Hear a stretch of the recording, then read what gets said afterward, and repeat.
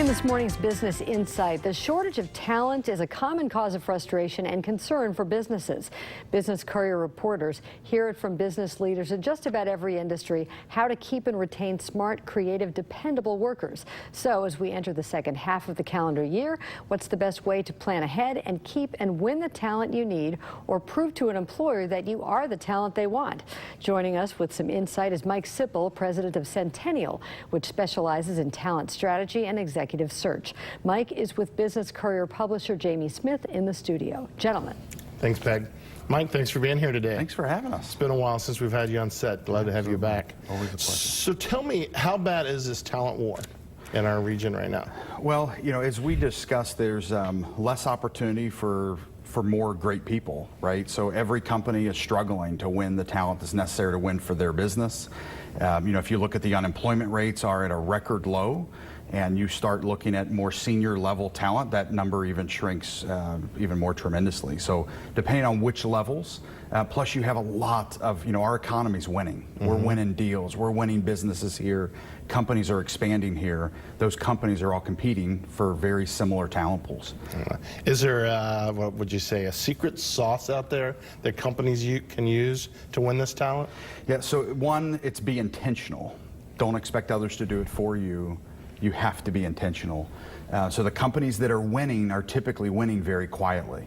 They have a strategy, they have an approach, they're thinking outside the box, they're going after what we call creative talent pools for the broader workforce, and they have a brand that's so consistent that people know and believe why they would want to work for them. Yeah. Right.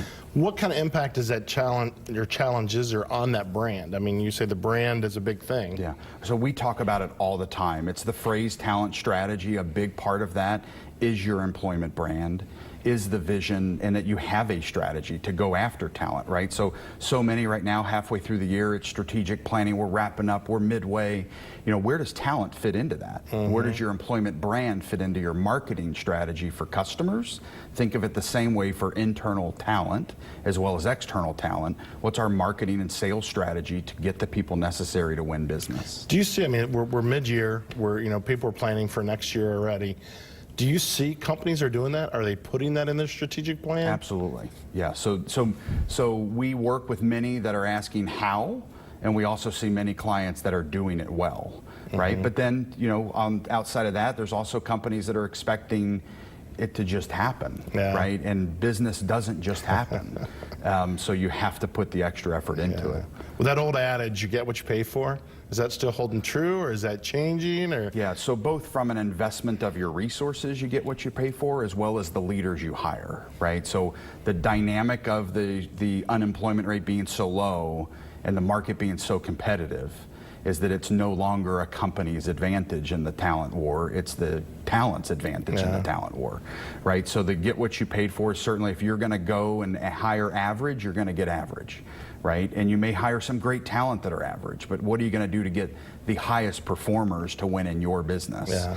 And, you know, therefore you gotta think a little differently than maybe you have in the past. Yeah. So let's kind of change angles now, and let's go look at the, you know, I am the one that's wanting that job. I'm applying for a job. How do I win? How do I convince that employer that I'm the one for them? Yeah. So what we talk a lot about is be your authentic self and make sure you have the right message, that you're defining value and competitive advantage to the business. If you can't figure out the value or competitive advantage, maybe that role is not the right fit for you. But if you see a company that you believe you can bring the advantage and the value, you need to make sure that's in the forefront. And it might also be to your advantage to use your advocates, use your network to help tell that story as well to the companies, to get above the rest of the 236 people who might apply for a job. Right. And how do you get to the top of the stack? Yeah. Now I know you guys are obviously based here in Cincinnati, but you guys do business all over. Yeah. So last year we did business with companies in 13 different countries. Yeah. And I would share that it's a global war. Okay. I was going to say, is there a lot of difference here, you know, between here, New York, or like you say, globally? Yeah. So nationally, we do searches all across the country and are right now. And I would say that it's the same message that we deliver, whether it's a German family business or a Cincinnati family business, or a business that's in Cleveland or a business that's in Birmingham. You know, we're going to speak next week in Cleveland on this exact same topic to a group of 22 mid-market CFOs in that region. So the same topic, creating the same value, the same message, and letting your employees know your greatest marketers are your brand ambassadors. Absolutely. And that should be your current employees. So how do you get them involved in this process as well? Well, we'll be reaching out to you. The Courier is going to be doing quite a bit of coverage on what we consider the job gap or the employment situation in the region. So I'm sure we'll be seeking out some advice and some thoughts from you throughout the next year. Absolutely. We So look thank forward you to so being a part much of for it. your insights, and thanks for coming by today. Excellent. Thanks so much, Jamie. All right.